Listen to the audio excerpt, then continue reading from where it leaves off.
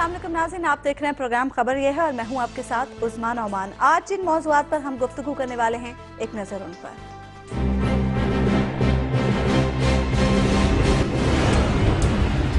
पाक चाइना इक्तिसादी राहदारी पर all parties conference, तमाम सियासी जमातें रूट पर मुत्तफिक। क्या अब मसले हल हो जाएंगे?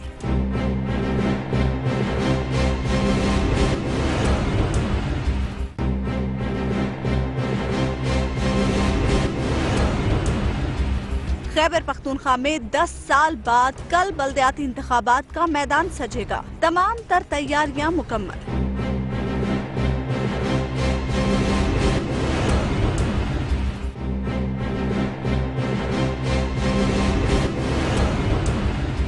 डस्का के वाक़े के बाद वकील हड़ताल पर, पुलिस नाराज, हुकूमत खामोश।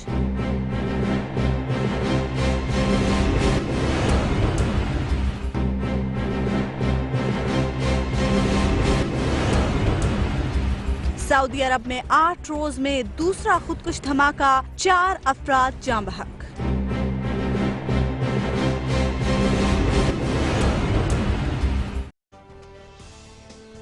तो सबसे पहले हम बात करेंगे सऊदी अरब के शहर दमाम के हवाले से, जहां पर 8 रोज में दूसरा खुदकुश हमला हुआ है। हारून साहब, इन वाकयात से क्या इंप्रेशन लिया जा सकता है, और दौलत इस्लामी ने इसकी जिम्मेदारी भी कबूल कर ली है? देखिए, दौलत इस्लामी बेशक उसकी जिम्मेदारी कबूल करे या न करे, हम जानते हैं वैसे ही वो ऐसा कर सकते हैं। जिस ज़माने में ये इराक की जंग अपने उरूज पे थी, तो एक अमरीकी के अखबार में मैंने पढ़ा, मुझे अफसोस है कि मुझे उसका नाम याद नहीं, मैंने इंशाल्लाह मैं रेफरेंस उसका निकाल लूँगा, कि मशरिक़ वस्ता में अमरीका नाकाम है लेकिन उम्मीद की एक किरण है। और वो बिल्कुल ये एग्जैक्ट अल्फाज है, उम्मीद की किरण ये है कि शिया सुन्नी इख्तलाफात पैदा किए जा सकते हैं। और ये तो हमारे लोगों में पहले ही रुझान मौजूद है, सऊदियों में भी ये रुझान मौजूद है, ईरानियों में भी ये रुझान मौजूद है। तो वो इससे वो क्यों ना फायदा उठाएं जी। गुजारिश ये है कि ये दाइश जैसी जो तंजीमें हैं, मैं पहले आपसे अर्ज कर चुका हूँ कि ये कोई ऐसी अचानक रूनमा होने वाला वाक़या नहीं है। जनाब रसालत माब सल्लल्लाहु अलैहि वसल्लम ने, उनके साथियों ने हमें इसकी खबर दी, और रसूल ने यहाँ तक कहा कि लड़के होंगे और आपस में लड़ मरेंगे, और ये कहा कि कुनियत शहर के नाम पे होगी, अबू बकर बगदादी। शहर के नाम पे कभी कुनियत नहीं रखी जा सकती। फिर जनाब अब्दुल्ला बिन अब्बास ने इसकी बड़ी तफसीलात बयान की हैं, खारिजियों से उन्होंने मुज़ाकरात किए कि वो कैसी कजबहसी करते थे। इस पर मैं लिखता भी रहता हूँ कभी ना कभी। ये वो लोग हैं जो इस्लाम के नाम पे हर जुल्म रवा रखते हैं, यानी इसके पीछे क्या पावर इंटॉक्सिकेशन है, असल की इख्तदार हासिल करना चाहते हैं। और ये हमेशा से होता रहा है, ये कोई पहली दफा नहीं हुआ, तारीख में हमेशा मजहब के नाम पे। एक तो वो मजहबी आदमी है जो मजहब को समझता है, मजहब अल्लाह से ताल्लुक का नाम है, उसके सामने सरेंडर करने का नाम है, हुस्न अखलाक का नाम है, इल्म का नाम है, सेक्रीफाइस का नाम है, दीन नसीहा रसूल ने कहा। एक ये वो लोग हैं जिनके हाथ में इस्लाम का अलम है। वो शायर ने कहा कि कैसे खबर थी कि लेकर चिराग मुस्तफवी जहां में आग लगाती फिरेगी बूला भी। ये कोई पहला वाक़या नहीं है, इसके इतने वाक़यात मुझे याद आते हैं जब मैं सोचता हूँ तारीख में कि कब किस फिरके के नाम पे, मजहब के नाम पे लोगों ने कहाँ कहाँ इंसानों का कत्लेआम किया। यूरोप की तारीख इससे भरी पड़ी है, हमारी अपनी तारीख इससे भरी पड़ी है। ये बात वाज़ेह हो गई इस धमाके से कि सऊदी अरब को डिस्टेबलाइज करने का कुछ लोगों ने तहिया कर लिया। अच्छा, इसमें इसराइल खुश होगा, जाहिर है। इसराइल क्या चाहेगा? ये खबर दी है मैं जनाब रसूलुल्लाह सल्लल्लाहु अलैहि वसल्लम ने कि हमला होगा, यहूदी हमला करेंगे, अपनी सरहदों से बाहर निकले। वो बेचैन हो रहे हैं, कई साल से मैं कह रहा हूँ कि वो बेचैन हो रहे हैं, कसमसा रहे हैं। और मैं पहली दफा ये बात कह रहा हूँ, लेकिन खूब सोच समझ के कह रहा हूँ कि उर्दन उन्हें रास्ता देगा। इसलिए उर्दन का बादशाह कौन है? उसकी माँ अंग्रेज थी, उसकी दादी अंग्रेज थी, देखे ना। और परदादा कौन था? इकबाल ने कहा, ये उसके बारे में कहा, एग्जैक्टली उसके बारे में कहा, उसके परदादा का, यही शेख हरम है जो चुरा कर बेच खाता है, गली में बुजरो दलके अवैसो चादरे जोहरा। ये कहा, ये पूरा एक सिलसिला है। और मुसलमानों को ये बात समझ में नहीं आ रही कि अगर वो फिरका वारियत का आलम लेके उठेंगे और इसमें मुब्तला होंगे और तअस्सुब में मुब्तला होंगे, तो इसका फ़ायदा कौन उठाएगा? चाणक्य ने कहा था कि अगर पड़ोस में खाना जंगी बरपा हो और बादशाह उससे फ़ायदा ना उठाए तो वो गुनाह कबीरा का मरतकब है, इससे बड़ा कोई जुर्म नहीं हो सकता। भाई आपने अपने हालात ऐसे कर लिए, दुश्मन उससे फायदा उठा रहा है। इंसाफ नहीं है माशरों में, लॉ एंड ऑर्डर ठीक नहीं है, पुलिस ठीक नहीं है, अदालतें ठीक काम नहीं कर रही, उससे लोग फायदा उठाते हैं। अच्छा, एक सवाल यहाँ पर हबीब साहब, एक खास मसलक की मसाजिद को निशाना बनाकर मैसेज क्या दिया जा रहा है? देखिए, ये मामला इतना सादा नहीं है कि हम इसको महज समझें कि जनाब एक फौरी को रद्द अमल है या कोई छोटी सी तंजीम है, दाइश उसका नाम है या कोई और है, तो वो आके हमला कर रही है। देखिए, ये पूरे का पूरा एक डिज़ाइन है। ख़ास तौर पर ये 90 के बाद जब सोवियत यूनियन ने पिस्पाई इख्तियार की अफगानिस्तान से और उसके बाद सोवियत यूनियन टुकड़े टुकड़े हुआ, तो उस वक्त यूरोप और अमेरिका ने, मगरबी तहजीब ने इस्लाम को अपने लिए सबसे बड़ा खतरा गर्दाना। और उसके बाद जो 3 अहम किताबें लिखी गईं, उन तीनों को उठा के देख लें, उसमें सब में एक बात बिल इत्तफाक तीनों ने कही है कि इस्लाम से बचने के लिए बेहतरीन रास्ता यह है मगरिब के पास कि इसके अंदर शिया सुन्नी तजादात को उभारा जाए और बरेलवियों को, यानी जो बरेलवी शिया फिरका वाराना हमारे मुसलमान तो वैसे तैयार बैठे होते, और हमारे मुसलमान वैसे तैयार बैठे। अभी जो हाल ही में एक किताब आई है, उसका नाम है शिया रिवाइवल। वली नसर साहब बड़े नामवर इसके जो एक हैं, बड़े आलिम आदमी हैं, उन्होंने ये किताब लिखी है। और उन्होंने जो इस अंदाज में वो किताब लिखी है और जो प्रिडिक्ट किया है, वो किताब भी आपको पता है कि अमरीकी हुकूमतें सपोर्ट करती हैं इस तरह की किताबों को। तो उन्होंने जो किताब में आइडिया दिया है वो ये है कि जो ये मशरक़ी हिस्सा है सऊदी अरब का, यहाँ पे चूंकि शिया अक्सरियत है, शिया अक्सरियत यानी उन मानों में अक्सरियत नहीं है कि बस वहां पे थोड़ा सा शियों की कंसंट्रेशन, तादाद थोड़ी निस्बतन ज्यादा है, तो यही इलाका है जहां से तेल पैदा होता है, तो लिहाजा इस इलाके को फोकस करके यहाँ पर कोई डिस्टर्बेंस क्रिएट होगी। यहाँ पर डिस्टर्बेंस जब क्रिएट होगी तो सऊदी अरब डिस्टेबलाइज हो जाएगा और सऊदी अरब की जो बर्तरी है दीगर आलम अरब के ऊपर वो खत्म हो जाएगी और ईरान सीप इन करता चला जाएगा। उसका पहला हिस्सा वो कहते हैं वली नसर साहब कि जनाब पहले हिस्से के तौर पे ईरान ने इराक के ऊपर अपना कब्जा जमा लिया है। अच्छा। ठीक है, अब देखिए ये जो मामला जिस अंदाज में आगे बढ़ रहा है, ये महज दाइश ऐसा नहीं लगता, कोई इंडिजिनस चीज नहीं लगती इस सिनेरियो में। यूं लगता है कि जैसे दाइश को सपोर्ट करने वाले एलिमेंट्स इसी इलाके में कहीं मौजूद हैं। अच्छा। या वो बहरीन में मौजूद हैं, या वो ईरान में मौजूद हैं, या खुद सऊदी अरब के अंदर मौजूद हैं, या वो इराक से आ रहे हैं। अगर आप मुझे इजाजत दें, सियासी तहरीकें जब तक अंदरूनी अवामल मुहैया ना हो कभी पैदा नहीं होती। वो ठीक है कि इसको अमेरिका भी सपोर्ट कर रहा है, इसराइल तो अगर न करे तो ताज्जुब खेल होगा। बिल्कुल, देखिए ना, आपको अपने दुश्मन को तो। और ये बात भी सही नहीं है कि हम सब फिरका परस्त हैं। हम फिरका परस्त नहीं हैं। जो हमारे अंदर फिरका परस्ती फैला रहे हैं, हम कॉन्शियस नहीं है उस पर। देखिए, लोग इसको एक्सप्लॉइट करते हैं। एक आम मुसलमान क्या फिरका परस्त है? ये मेरा दफ्तर है, इसमें काम हम पूछते हैं फलाना आदमी शिया है या सुन्नी है, या क्या हम इस बुनियाद पर उसके साथ ताल्लुकात रखते हैं? नहीं। कहीं भी ये मोहल्ला है जहां मैं रहता रहा हूं साथ, हम कभी इसमें नहीं पढ़ते। आम मुसलमान इसके शिकार नहीं है, मगर हम कॉन्शियस नहीं हैं जो लोग फिरकावारियत फैलाते हैं और उस पे अपनी दुकानदारी चमकाते हैं।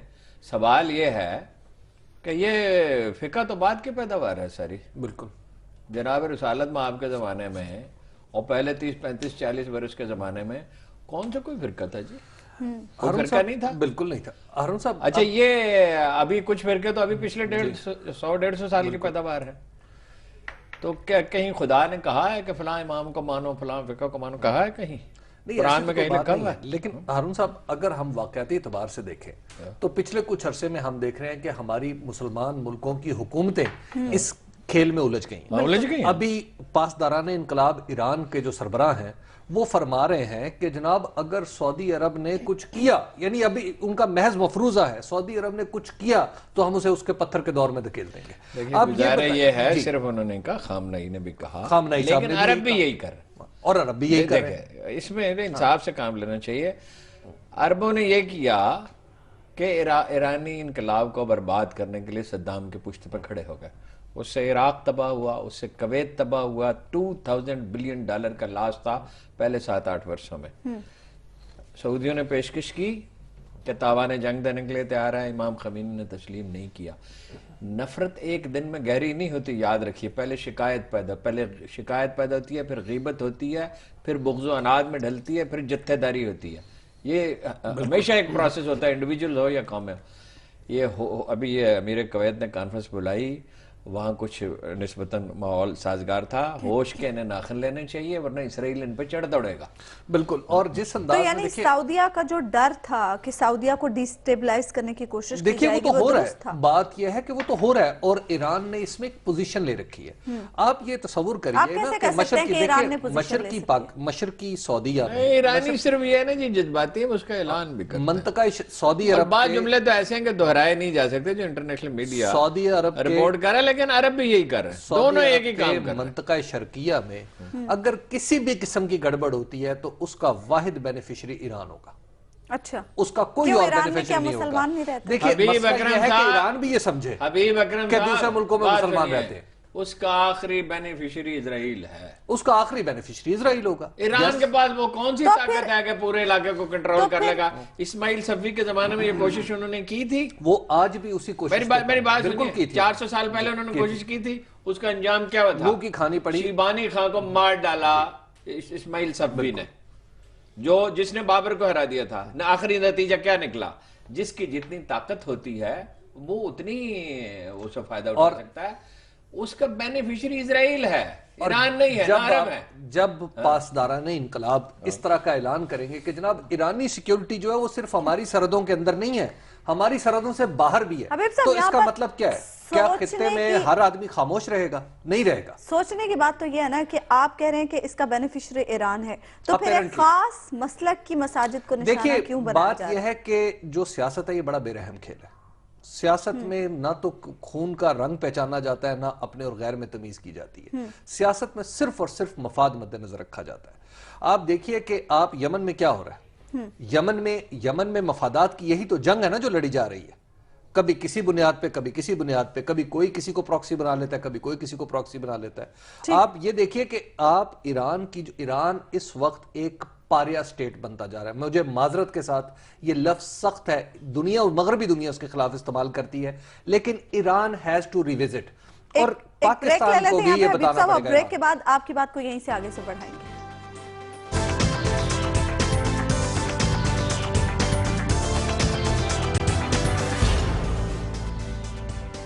वेलकम बैक नाजरीन। हारून साहब, ब्रेक पर जाने से पहले हबीब साहब कह रहे थे कि ईरान पारिया स्टेट बनता जा रहा है, आपको भी ऐसे लगता ये है? इस्तिलाह ब्रेकियों ने इस्तेमाल किया, हमें नहीं करनी चाहिए मेरे ख्याल में। मसला ये है कि यानी हर हबीब कौम साहब में खूबी- अमरीकियों से इम्प्रेस हैं? नहीं, बस एक इस्तिलाह इन्होंने पिक कर ली, उसको मैंने वाज़ेह ज्यादा किया गौर कि- नहीं किया। मेरी मैंने बात वाज़ेह किया कि मगरबी नहीं, मीडिया मेरी इस्तेमाल बात सुन। बात यह है कि हर कौम में खूबियां होती हैं और हर कौम में खामियां होती हैं। कोई कौम वैसी तो मजमूई न बुरी होती है न अच्छी होती है। कैरेक्टर एक इंडिविजुअल चीज है। 5 भाई होते हैं, क्या एक जैसे होते हैं? बिल्कुल। एक बहुत पारसा होता है, एक बहुत बिगड़ा हुआ होता है। कैरेक्टर एक इंडिविजुअल चीज है। ईरानियों के मिजाज में कौम परस्ती है, पुरानी उन्हें याद आती है अपने एम्पायर की। और ईरानी वाहिद ऐसी कौम नहीं है, दुनिया में और भी ऐसी कौम है, इंडियंस भी ऐसे हैं। उन्हें साथ लेके चलने की कोशिश करनी चाहिए, किसी को आगे बढ़ना चाहिए। तुर्की कर सकता है, पाकिस्तान कर सकता है, हम इसमें फरीक नहीं हैं। फार ईस्ट के मुल्क कर सकते हैं। जब नफरत की आग भड़क रही हो तो उसको ठंडा करने की कोशिश करनी चाहिए, समझाना चाहिए लोगों को। यही खैर खाई का तकाजा है, ये उम्मत का मफाद इसी में है बिल्कुल। कि वो इख्तलाफात अगर ख़त्म तो नहीं होते कभी भी मुकम्मल तौर पे, लेकिन उन्हें कम करने की कोशिश की जाए। बिल्कुल। तो मेरा ख्याल है कि इसमें नहीं पड़ना चाहिए। अच्छा, खबर यह है हबीब साहब के तमाम सियासी जमातें जो हैं वो इक्तसादी राहदारी रूट पर मुत्तफिक हो गई हैं। कब तक मसले हल हो गए? वहां पर तो बज़ाहिर ये लगता है तमाम एपीसीज में सब इकट्ठे होकर बैठते हैं, गपशप होती है, सारे मामला तय हो जाते हैं। उसके बाद जैसे ही एपीसी से बाहर निकलते हैं तो सबके अपने अपने तहफ़्फ़ुज़ात होते नहीं, हैं। देखिए सियासी जमातें तो बिल्कुल मुत्तफिक थी पहले भी और अब भी मुत्तफिक हैं। तो वो जो थोड़े से बीच में बातें बीच में कुछ आती थे थी। तहफ़्फ़ुज़ात, वो दूर हो गए सब लोगों के। अब मुकम्मल लेकिन तौर पर दूर हो अब बज़ाहिर ऐसे ही लगता है कि मुकम्मल तौर पर दूर हो गए। अब मरहला है एग्जीक्यूशन का। अब देखिए कि एपीसी में एक तय किया गया है कि एक पार्लिमानी कमेटी बनानी है। अब वो पार्लिमानी कमेटी कैसे बनानी है, ये पहला मरहला है एग्जीक्यूशन का। वो ये है कि सेनेट में हमारे जो फेवरेट हैं रजा रब्बानी साहब, हारून साहब के फेवरेट हैं बेसिकली। मुझे तो उनकी पूनी अच्छी लगी। तो रजा रब्बानी साहब ने आज खुद नोटिस के तहत एक 23 रुकनी कमेटी सेनेट की अनाउंस कर दी है। अच्छा, अब उसके जवाब में क्या कौमी असम्बली से भी एक इतनी ही रुकनी 23 रुकनी अच्छा, कमेटी एक अनाउंस और की जाए? मसला, हमारे मुल्क में इतनी कमेटियां क्यों बनती देखिए हैं? कमेटियां बाहर नहीं, कमेटी उसके सेनेट के चेयरमैन को क्या हक है कमेटी वो बनाने? किसी ने कहा था इतनी ये हुकूमत कमेटियां का तो काम है। मैं तो रजा रब्बानी को एक परले दर्जे का गैर जिम्मेदार आदमी समझता हूँ। सारी दुनिया मेरी बात न माने, लेकिन मैं सोच समझ के ये बात करता किसी ने कहा था। हूँ। बात ये है कि ये कमेटी किसको बनानी चाहिए? ये कमेटी स्पीकर को वजीर आजम को बनानी बिल्कुल, वजीर चाहिए आजम को और बनानी मशवरे के साथ बनानी चाहिए। हम्म। उसमें एनपी का आदमी हो, उसमें जमीयत उलमा इस्लाम का आदमी हो, उसमें बलूचिस्तान का कोई जिम्मेदार आदमी हो। ये पसे पर्दा क्वेश्चन से होता है, ये रिटारिक नहीं है। स्टेट क्राफ्ट इस तरह नहीं चलती। रवायत ये स्पीकर बनाता है ये कमेटी, ये और मशवरे से मशवरे से बनाया, देखें बनाता ना, स्पीकर बनाए। देखिए जी, मशवरा करें सबसे मशवरा करें और ऐसे लोगों पे मुश्तमिल कमेटी बनाएं जो मसला हल करना चाहती हो। रजा रब्बानी साहब तो मसले पैदा कर सकते हैं, हल नहीं कर सकते। एक दिन ये कौम रोएगी। ये जो तरामीम उन्होंने दस्तूर में की हैं, सूबों को इतने इख्तियारात दे दिए हैं कि जो मर्जी सूबा करता रहे और कराची में खाना जंगी होती रहे, और मरकजी हुकूमत बेबस और लाचार है। उसमें फिर रेंजर आएगी, फिर उसमें फौज आती है। वो रजा रब्बानी साहब को छोड़ें। देखिए बात यह है, मैंने पहले दिन आपसे अर्ज किया था, मैं वहां मौजूद था, चीनी सफारत खाने के लोग इत्तफाक से मैं वहां गया हुआ था। उन्होंने एक्सप्लेन किया इसको कि 3 रूट हैं। बाद में वही बात सारी सामने आई। एक सबसे मुख्तसर रूट है और वही असल रूट है। बिल्कुल ठीक है जी, उस पर जिसे इत्तफाक राय थी और वेस्टर्न मुझे रूट कहा यकीन था जाता कि ये हो जाएगा। दूसरा है एक वस्ती रूट है, एक तीसरा रूट है। देखिए सारा मुल्क जो है वो उससे जुड़ेगा। जो चीनी ट्रैफिक है वो जाहिर है सबसे मुख्तसर रूट पर जाएगी। उन्हें क्या पड़ी है कि वो अपना 700 किलोमीटर एक्स्ट्रा ट्रेवल करें। अब बजाय इस मसले को हल करने का, प्रपोजल पेश करने के, ये हंगामा ये खड़ा किया गया कि इसमें पख्तूनख्वा और बलूचिस्तान को महरूम रखना मकसूद है। ये पॉसिबल ही नहीं है। भाई जमीन पे सड़क बनी हुई है ना, बिल्कुल। कहाँ ये कि 4000 किलोमीटर की सड़क हो और कहाँ ये है कि 3300 की है, 3000 की हो और 2300 की हो। बिल्कुल तो ये तो बिल्कुल कोई चीज छुपने वाली है ही नहीं। ये कोई अलमारी में रखा हुआ कागज तो नहीं है जो छुप जाएगा। और फाइनली यही होना था। हुकूमत की गलती कहाँ है? हुकूमत की गलती यह है कि पहले दिन से चीजों को क्लियर रखती। अब ये गैस का मसला है, LNG का, आप देख रहे हैं कि कोई चीज वाज़ेह नहीं है। $8 की है, $12 की है, कौन इंपोर्ट कर रहा है? हुकूमत कर रही है, प्राइवेट कंपनी कर रही है। ये हुकूमत का मिजाज है, ये इसकी जरूरत ही नहीं महसूस करते। ये शहनशाहियत है। देखिए मुल्क के मफाद में, लेकिन इसमें एक मसला बड़ा संगीन है और उस पर कल बहस होने वाली है। अच्छा, हासिल बुज़िंजर साहब मेरी का याद क्या सुन मसला लें, है? ये एक बहुत जरूरी बात है। इंटरनेशनल टेंडरिंग नहीं है। अच्छा, इंटरनेशनल टेंडरिंग नहीं है। रेट्स मालूम नहीं है सड़क किस कीमत पे बनेगी। ये कल उठेगा ये मसला, आप देखिएगा, और ऐसी शद्दमत से उठेगा कि लोग हैरान रह जाएंगे। अभी 100% कन्फर्म नहीं है, लेकिन इत्तला यह है कि कराक्रम के जो रेट बताए हैं चीनियों ने वो 6 गुना है। अच्छा, 600% ज्यादा है। बाद लोग कह रहे हैं इससे भी ज्यादा है। ये चीजें बेहतर है वजीर आजम साहब टेलीविजन पे आए, एक एक चीज की वजाहत करें, या असेंबली में बयान दें, टेलीविजन पे नहीं तो असेंबली में दें। ये चीजें सारी क्लियर करें, चीजों को ट्रांसपेरेंट होना चाहिए। नहीं होगा, देखिए ना गलती क्या की कि मंशा को ले गए, साहबजादे को ले गए, भाई को ले गए। इस तरह नहीं होता कारोबार हुकूमत, इस तरह आज के जमाने में नहीं चल सकता। आपका बैकग्राउंड ऐसा है कि उसमें शुक्र को शुबात पैदा होते हैं। सारी चीजें क्लियर करें। देखिए ये एक बहुत बड़ा मंसूबा है जिससे पाकिस्तान की इक़्तिसादी जो क्राइसिस है वो खत्म हो सकता है। एक बात नवाज शरीफ साहब ने बड़ी पते की कही है कि एटमी धमाका हो गया उससे मुल्क का मसला नहीं सिर्फ हल होता। जब तक आप माशी मसला ना मुल्क का हल करें तो उस वक्त तक चीजें ठीक नहीं हो सकती। ठीक है, एक ब्रेक ले लेते हैं यहाँ पर नाज़रीन, और ब्रेक के बाद भी हम डिस्कशन का सिलसिला जारी रखेंगे।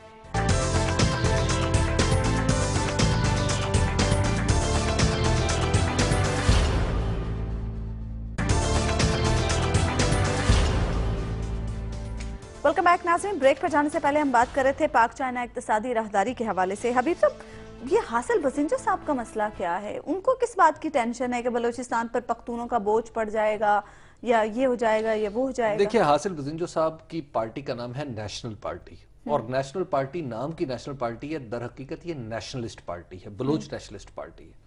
तो वो जिस बुनियाद पर इलेक्शन लड़ते हैं बलूचिस्तान में, इसलिए उन्हें इस बात से हमेशा खौफ रहता है, वो खाइफ रहते हैं कि कहीं पख्तूनों की आबादी बलूचिस्तान में बढ़ ना जाए। और ये आपको बताऊं कि ये जो मर्दमशुमारी है ना, اس میں بھی سب سے بڑی رکاوٹ جو ہے وہ خود حاصل بزنجو صاحب اور ان کی پارٹی اور ان کے وزیر اعلیٰ ہیں کہ وہ یہ کہہ رہے ہیں کہ یہ مردم شماری نہ ہونے پائے کہ کہیں ایسا نہ ہو کہ پختونوں کی آبادی بلوچستان میں بڑھ جائے اور پھر وزیر اعلیٰ ان کا ممکن ہو. خیر وہ جو بات ہم سی پیک کی کر رہے تھے چائنا پاکستان ٹریڈ کوریڈور کی, اس میں ایک اہم بات جو ہے وہ یہ ہے کہ اس میں یہ جو کل ہوئی نا کانفرنس, اس سے پہلے چائنیز نے بھی اپنے مخصوص انداز میں کچھ کوششیں کی. لوگوں کو سمجھایا کہ جناب آپ جب کل جائیں گے تو وہاں پر بولنے سے پہلے یہ فیکٹس ہیں جو آپ ذہن میں رکھ لیں. مختلف واسطوں سے, مختلف رابطوں سے وہاں تک پیغام پہنچایا گیا. اس لیے جو کل وہاں پر بہت زیادہ ہیٹڈ ڈیبیٹ نہیں ہوئی, کیونکہ چائنا کا اس میں بہت بڑا انٹرسٹ ہے کہ چائنا کو ایک ویسٹ ورڈ اوپننگ نظر آ رہی ہے یہاں سے نکلنے میں. لیکن اب اس کے ساتھ ساتھ دیکھیے کہ اس میں جو رکاوٹوں کی ہم بات کر رہے تھے نا, اس میں ایک تو انٹرنیشنل رکاوٹ ہے. جیسے اچانک ایران کو کچھ نہ کچھ ہونے لگ گیا ہے, ایران کو اپنی سلامتی خطرے میں پڑتی نظر آ رہی ہے, ایران کو یوں ہونے پر, یہ ایک پریشانی ہے. جیسے انڈیا ہے, انڈیا کے معاشی مفادات مفادات ہے. جیسے انڈیا ہے وہ ہمارا کبوتر پکڑ کے خوش ہو رہے ہیں, مطلب ایک کبوتر ادھر چلا گیا اور وہ کہہ رہے ہیں کہ اس کے اندر چپ نہ ڈال رکھی ہو پاکستان, جاسوس کبوتر, اور اسے تھانے میں بھی رکھا, اور اسے تھانے میں رکھا ہوا ہے. اب آپ وہ تو گرمی کی لہر بھی جو انڈیا میں آئی ہے وہ بھی پاکستان سے گئی ہوگی, تو وہاں پر یہ پریشانی. تیسری بات یہ دیکھیے کہ ہمارے انٹرنل سیاست میں بھی بہت پریشانی ہے. ہمارے عمران خان صاحب کو پریشانی یہ ہے کہ اگر یہ اتنا بڑا پروجیکٹ شروع ہو جاتا ہے تو اس کا credit directly goes to Nawaz Sharif. ساری پریشانی صرف عمران خان نہیں, میں مزید پریشان لوگوں کا نام, تو لہٰذا وہ بھی کوشش کریں گے, وہ بار بار اسی لیے کہہ رہے ہیں عمران خان کی مذمت کرنے کا اگر موقع ملے حبیب صاحب کو تو وہ جانے. نہیں, میں تو سچ بول رہا ہوں, جو میری سمجھ میں آئے ہیں حقائق میں تو وہ بیان کر رہا ہوں. اچھا, اس کے بعد اگر اب عمران خان صاحب اسی لیے بار بار کہہ رہے ہیں کہ اس سال الیکشن, اس کے بعد آپ دیکھیے کہ ساتھ ہی کام شروع ہو گیا ہے کہ جناب ہمارے ڈاکٹر طاہر القادری صاحب نے اعلان کر دیا کہ وہ بھی جون میں تشریف لے آئیں گے. تو مزے کی بات یہ, رانا ثناء اللہ صاحب نے بھی آج دوبارہ وزیر قانون کے حیثیت سے حلف اٹھا لیا, قادری صاحب بھی آ رہے ہیں. تو قادری صاحب کا کچھ نہ کچھ علاج تو کرنا چاہیے پھر حکومت پنجاب کو بھی. تو دیکھیے یہ آپ کو یہ لگتا ہے ان کے علاج کے لیے, دیکھیے کیا علاج, مطلب انہیں خاص گزارش یہ ہے کہ یہ ہے عطائی, جس آدمی کا نام ہے نا شہباز شریف, یہ عطائی ہے, یہ ڈاکٹر نہیں ہے. علاج کیا انہوں نے, وہ رکاوٹ ہٹائی. میں آپ میرے ساتھ چلیں آج ماڈل ٹاؤن, میں آپ کو دکھاتا ہوں. میں آپ کو کم از کم 30-40 گلیاں دکھا دوں گا جہاں اسی طرح کی رکاوٹ بیریئر ہیں. ٹھیک ہے, اس کا تو سٹے آرڈر بھی تھا. جو ذوالفقار مرزا کے معاملے میں کر رہے ہیں نا زرداری صاحب, یہ بدین کے ڈی پی او اور ڈی سی او کا کام تھا. یہ ڈسٹرکٹ لیول کے لوگ تھے جو ملک پہ حکمران ہو گئے. طاہر القادری صاحب, ایسا کون سا مسئلہ ہے جس کا حل نہیں ہو سکتا جی؟ ان کے 100 تضادات ہیں. اچھا رہ گئے عمران خان, وہ تقریر کرتے رہے. اگر کوئی پرویز رشید کی منہ پہ زپ لگا سکے تو 6 ہفتے سے زیادہ کا مسئلہ ہی نہیں ہے. مگر یہ خوش ہوتے ہیں کہ بھئی اس کو یہ اس پہ تنقید کرتا ہے, یہ جواب میں یہ تنقید کرتے ہیں. ایک بازاری زبان ایک آدمی بولتا ہے, دوسرا اس سے زیادہ بازاری زبان بولتا ہے. اس سے کشیدگی پھیلتی, اس سے نہیں مسئلے حل ہوتے. مسئلے حل ہوتے ہیں کاروبار حکومت کو ڈھنگ سے چلانے سے. لیکن جس انداز سے لوگ آ رہے ہیں نا سارے لوگ, اور جس انداز سے بیانات جاری, دیکھیے کچھ نہیں ہوتا. میں آپ سے کہہ رہا ہوں کچھ ہونے والا, میں ایک انفارمیشن ہے اللہ یہ کہ شہباز شریف صاحب اور نواز شریف صاحب تہیہ کر لیں کہ فساد ہونے چاہیے, خود ارادہ کر لیں تو, اور ڈھنگ سے کوئی فیصلہ نہ کریں. یہ کیبنٹ میں نے شہباز شریف صاحب, یہ کیبنٹ چلا سکتی ہے ملک کو. یہ آپ مجھے بتائیں کہ اس کابینہ میں کتنے لوگ ہیں جو کو معقول مشورہ دے سکتے ہیں, جو کرائسس مینجمنٹ کر سکتے ہیں. جب آپ کا اس طرح کا وزیر اطلاع, یہ وزیر دفاع صاحب نے خدا کا شکر ہے کچھ ہوشمندی اختیار کی ہے, اور ریلوے کے وزیر نے کچھ ہوشمندی اختیار کی ہے. ہاں وہ ٹمپریچر کو نیچے لا رہے ہیں. لیکن بہرحال دیکھیں جس طرح چیزیں ہو رہی ہیں, میرے پاس کچھ انفارمیشن ہے اور کچھ پاکستانی سیاست کے طالب علم ہونے کے ناطے میں کچھ روایات کو جانتا ہوں. آئندہ سردیوں میں, یہ جو آنے والی سردیوں میں حکومت کے خلاف پھر ایک طوفان اٹھے گا. اچھا, پھر پیالی سے بھاپ نکلے گی. پھر کچھ لوگ کہیں گے دیکھیں جی یوں ہو گیا, وہ ہو گیا, فلاں ہو گیا, چنا ہو گیا, اور پھر وہ بھاپ ابھی تک تو یوں لگتا ہے کہ جیسے ادھر ادھر ہو جائے گی, کیونکہ پاورز ٹو بی اب یہ نہیں چاہتی کہ نواز شریف صاحب کو کچھ ہو. رانا صاحب کی اب واپسی ہو گئی ہے, یہ جو ڈسکا والا معاملہ ہے اس کو اب حل کر پائیں گے؟ پہلے تو یہ سمجھ نہیں آتی کہ اس واقعے کے یہ کیا آپ نے پیرالل تلاش کیا. اب وہ وزیر قانون ہے نا. ایک تو بات یہ کہ رانا صاحب واپس آ گئے, تو آپ ان سے پوچھیں, یہ دیکھیں کب پکا رہے ہیں, ان کے دوست ہیں, صبح شام کا رابطہ ہے ان کا. گزارش یہ ہے کہ رانا صاحب کے اس معاملے سے کوئی تعلق نہیں ہے. تعلق نہیں ہے، لیکن وہ وزیر قانون بن کے آئے ہیں نا. اب پولیس کو کس طریقے سے وہ ہمیشہ وزیر قانون تھے، وہ ایک دن بھی کابینہ سے باہر نہیں نکلے. نہیں گئے. نہیں. دیکھیے جو ڈسکا والا معاملہ ہے نا، اس میں ہماری جو پولیس ہے وکلاء کی طرف اپنی جو کچھ بھی انہوں نے کیا، لیکن ہماری پولیس بھی جو ہے نا، جس پولیس سے اور جن وکیلوں کا آمنا سامنا ہے، یہ دونوں کوئی قابل تعریف کریکٹر نہیں ہے. ہماری پولیس جو ہے وہ جب اپنے آپ کو پولیس مین سمجھتی ہے تو وہ کتنا نیچے اتر جاتی ہے. میں آپ کو اس کی ایک مثال دیتا ہوں. ہارون صاحب ایک جو ڈسٹرکٹ اینڈ سیشن جج نے چند تھانے داروں کے اوپر، جن کے اوپر 302 کی کارروائی جاری تھی، ان کو تاریخیں جلدی دیں کہ تاکہ ان کے فیصلے ہم جلدی کر دیں، اور یہ اگر بری ہونا ہے تو بری ہوں، اگر پکڑے جائیں تو آگے چلیں. تو اس کے اوپر ڈی پی او صاحب باقاعدہ طور پر انہوں نے اس کو توہین سمجھا اپنی، اچھا کہ جناب ڈسٹرکٹ سیشن جج کی کیا اوقات ہے کہ میرے ایس ایچ اوز کو تاریخیں دے، جلدی ان کے کیسوں کا فیصلہ کرنے کی کوشش کرے. اس نے پوری کی پوری گارڈ واپس بلا لی جو ان کے ساتھ چلتی ہے بطور حفاظت کے. اچھا وہ گارڈ واپس بلا لی اور اس طرح کے میسج دیے گئے کہ جو پولیس مین جو تھے وہ اس ڈسٹرکٹ اینڈ سیشن جج کو گھور کے دیکھنا شروع ہو گئے. اب خطرہ یہ ہوا کہ کہیں ایسا نہ ہو کہ جج صاحب کے ساتھ بدتمیزی ہو جائے. یہ جب ہماری پولیس اپنے نچلے پن پہ اترتی ہے تو یہاں تک اتر جاتی ہے. دیکھیے وہ میرا خیال ہے ہمیں واقعہ پہ رہنا چاہیے. بات آپ ٹھیک کر رہے ہیں. گزارش یہ ہے واقعہ کیا ہوا. اب جو تفصیلات سامنے ہیں اس کے مطابق وکلاء حضرات نے دیکھیں قتل کا واقعہ ہوا بڑا بھیانک ہے، ظاہر ہے اس میں کوئی دو رائے نہیں ہو سکتی اور اسے سزا ملنی چاہیے قاتل کو. اور میں تو کئی دن سے چیخ رہا ہوں کہ سٹریس مینجمنٹ پڑھائیں، حالات خراب ہیں، پولیس والوں کو سکھائیں جب دباؤ ہو تو اس میں کس طرح ایکٹ کیا جاتا ہے. لیکن جو تفصیلات سامنے آئی ہیں وہ بہت افسوسناک ہے. وہ یہ ہیں کہ اس کو گالیاں دیں، تحصیل کے عملے کو گالیاں دیں، تھانے دار کو گالیاں دیں، پھر اس کا لباس اتارنے کی کوشش کی. اب آپ مجھے بتائیے کہ اس میں مشتعل ہونا سمجھ میں آتا ہے؟ جائز نہیں ہے. قتل کرنا تو کسی صورت میں جائز نہیں ہے نا جی، گالی دینا بھی جائز نہیں. بات یہ ہے کہ انہوں نے پھر اس کے بعد انہوں نے کیا کیا. بعد یہ ایک واقعہ ہو گیا. امن کس چیز سے قائم ہوتا ہے؟ قرآن مجید کہتا ہے وَلَكُمْ فِي الْقِصَاصِ حَيَاتٌ يَا أُولِي الْأَلْبَابِ. قصاص میں زندگی ہے، یعنی جتنا جرم اتنی سزا، اور جس کا جرم اس کو سزا. یہی اصول ہے ساری دنیا میں. بالکل. اور قرآن نے کیٹیگریکلی کہہ دیا. اس کا گھر کیوں جلایا؟ اپنا اسسٹنٹ کمشنر کا گھر کیوں جلایا؟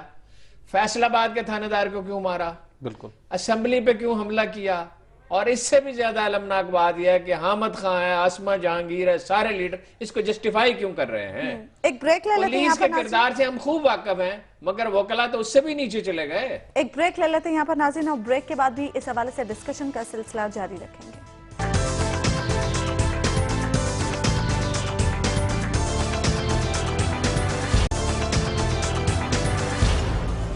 ویلکم بیک ناظرین. بریک پر جانے سے پہلے ہم بات کر رہے تھے ڈسکا واقعے کے حوالے سے. ہارون صاحب کیا لگتا ہے اب اس معاملے میں انصاف ہو پائے گا؟ مشکل ہے اس معاملے میں انصاف، اس لیے کہ سارے وکیل تن کے کھڑے ہوئے ہیں اور کوئی ان کی مزاحمت کرنے والا نہیں ہے. انصاف کے لیے خاص ماحول ہوتا ہے. دیکھیے جناب عمر فاروق اعظم عدالت میں داخل ہوئے، جج اٹھ کے کھڑا ہوا، انہوں نے کہا آپ انصاف نہیں کر سکتے. یعنی ان کے خلاف مقدمہ تھا. انہوں نے کہا آپ میرے احترام میں کھڑے ہو گئے، آپ انصاف نہیں کر سکتے. اگر بار اور بینچ فریق ہے، یہ تاثر دیتا ہے پہلے ہی کہ فلاں آدمی قصوروار ہے، قصوروار ہی وہ لگتا ہے اس نے قتل کیا ہے، لیکن یہ متعین کرنا ہوگا کہ کیا اسے اتنا اشتعال دلایا گیا، اس اشتعال میں اس نے حرکت کی تو سزا ایک ہے، سزا تو اسے ہر حال میں ملے گی. قتل تو کبھی جائز نہیں ہو سکتا. بالکل. اور ایک یہ ہے کہ اس نے ٹھنڈے دل سے پلان کر کے دشمنی سے قتل کیا. یہ بالکل. پھر یہ دیکھنا ہوگا کہ وکیلوں نے وہاں جا کے ٹی ایم اے میں کیا کیا اور پولیس کے ساتھ کیا رویہ، کیا مارا پیٹا، کیا گالیاں دی. میں نہیں کہہ رہا ایسا ہوا ہے. یہ تو دیکھیے جو ٹھیک تفتیشی ہوگا وہی کرے گا. کیا اس کا ماحول ہے؟ یہ جو حامد علی خان صاحب کے بارے میں بار بار میں یہ کہتا ہوں کہ یہ کہا جاتا ہے کہ وہ اپنی مرضی کے جج مقرر کراتے ہیں، تو یہ نظام عدل کے قاتل ہوئے نا. اگر ایسا ہی، اگر یہ بات صحیح ہے، اور یہ سارے لوگ کہتے ہیں، انہوں نے کبھی اس کی تردید کی بھی زحمت نہیں کی. اور حال ان کا یہ ہے کہ عمران خان کے بہاف پہ، اب عمران خان کوئی عام آدمی نہیں ہے، ملک کے چند طاقتور آدمیوں سے ایک بیان دے دیا معافی کا چیف جسٹس. اس نے کہا بھائی میں نے تو کہا ہی نہیں یہ بات. اب ان لوگوں پہ کتنا بھروسہ کیا جا سکتا ہے ان کی رائے پہ؟ آسما جہانگیر کی رائے پہ کتنا بھروسہ کیا جا سکتا ہے جو پاکستان کو انڈیا اور یورپ کے نقطہ نظر، مغرب کے نقطہ نظر سے دیکھتی ہیں؟ اس کے لیے انصاف کے لیے ایک ماحول فراہم کرنا ہوگا، ریاست کو اپنی رٹ قائم کرنی ہوگی۔ بالکل یہ ہجوم کی حکومت ہے، جو مرضی، یہ انارکی ہے، یہ طوائف الملوکی ہے، اور یہ چلے گی نہیں۔ دیکھیں اس طرح نہیں ہوگا۔ اس میں جو بڑی اس کا نتیجہ یا تو حکومت اسرٹ کرے، اسٹیٹ کی رٹ قائم کرے گی، نہیں تو پھر کچھ اور ہی ہوگا۔ نہیں، ہماری حکومت جو ہے نا اس کا رویہ تو انتہائی قابل افسوس ہے، خاص طور پر اس معاملے میں صوبائی حکومت انوالو ہوتی ہے۔ صوبائی حکومت نے سب سے پہلے متاثرہ فریقوں کو اڑا دیا، یعنی وہاں پر جو اسسٹنٹ کمشنر اور وہاں پر ڈی ایس پی، جس کے پیچھے آ کے حکومت کو جس کا کھڑا ہو جانا گھر چاہیے۔ جلایا گیا ہے، آپ یہ بتائیے، جس کا گھر جلایا گیا اس کا جرم کیا تھا؟ اگر اس کے بیوی بچے وہاں ہوتے کیا ہوتا؟ اب وہ گھر چھوڑ کے چلے گیا آپ کے خوف سے۔ ہاں، رسول اللہ صلی اللہ علیہ وسلم فرمایا انسانوں میں سے بدترین وہ ہے جس کے شر کی وجہ سے اس کی عزت کی جائے۔ یہ ہیں وہ لوگ۔ تو ان کے پیچھے جہاں پہ حکومت کو کھڑا ہونا چاہیے تھا، وہاں پہ حکومت، وہ جہاں پہ ہماری اس حکومت کا مسئلہ یہ ہے، جہاں پہ وقت قیام ہونا وہاں پہ لیٹ جاتی ہے۔ تھوڑی سی ریزسٹنس آئی نہیں اور پنجاب حکومت غائب ہوئی نہیں۔ بالکل۔ بات یہ ہے کہ اگر پولیس کو- ساری حکومتیں، ساری حکومتیں یہی کر رہی ہیں۔ مرکز کی بھی، صوبوں کی بھی۔ کراچی میں کیا ہے؟ کراچی میں بھی کراچی میں کیا ہے؟ تھوڑا سا آپ مظاہرہ کریں، دیکھیے لوگ اب پوچھ رہے ہیں، وہ کہہ رہے ہیں کہ اگر اس طرح کی سچویشن ارائز ہو جاتی ہے تو پھر آپ نے پولیس کو ہتھیار کیوں دیے ہوئے ہیں؟ اچھا، وقت کم ہے، واپس لے لیں پھر بلدیاتی انتخابات کے حوالے سے بات کرتے ہیں۔ ہارون صاحب، بالآخر 10 سال بعد خیبر پختونخوا میں بلدیاتی انتخابات ہونے جا رہے ہیں۔ اچھی بات بھائی یہ ایک ہے، سادہ سی بات ہے، بڑی اچھی بات ہے، قانون بھی بہتر ہے پنجاب کے مقابلے میں، اختیارات لگتا ہے کہ وہ دینا چاہتے ہیں، لیکن تحریک انصاف کا اگر کوئی چیلنج ہے تو اپنے اندر سے ہے۔ ہمیشہ کی طرح ٹکٹیں غلط لوگوں کو دی ہیں، اللہ کے فضل و کرم سے اس میں شاہ محمود قریشی صاحب کا بھی قدم ہے، اتنا نہیں ہے، لیکن جہاں شاہ محمود قدم رکھیں گے ایسے سبز قدم ہے، انشاءاللہ خرابی ہوگی جہاں بھی جائیں گے۔ اچھا، دوسری بات یہ ہے کہ پشاور شہر میں تو ایک نظریاتی گروپ انہوں نے بنا لیا ہے، ہر کہیں مولوی صاحب جو ہیں وہ کنڈیم ہو چکے ہیں، اے این پی کرپشن کی وجہ سے کنڈیم ہو چکی ہے، مولوی صاحب بھی کرپشن کی وجہ سے ہوئے ہیں، باہر سے چیلنج اتنا نہیں ہے، لیکن انڈیپینڈنٹ میرے خیال میں بہت جیتیں گے، جو میں نے بات کیا، باقی موصوف دورہ کر کے ان سے پوچھیں۔ اچھا حبیب صاحب، ایک بات مجھے سمجھ نہیں ہے، خان صاحب نے جلسوں کا اعلان کیا، الیکشن کمیشن نے منع کر دیا، عدالت نے اجازت دے دی، معاملہ کیا ہے یہ؟ دیکھیں جی، ہمارا الیکشن کمیشن جو ہے نا وہ بھی تھوڑے سے غیر حقیقی قسم کے کوڈ آف کنڈکٹ بناتا ہے کہ جناب یہ بھی نہیں جائے گا، وہ بھی نہیں جائے گا، فلاں بھی نہیں جائے گا، کوئی بھی نہیں جا سکے گا۔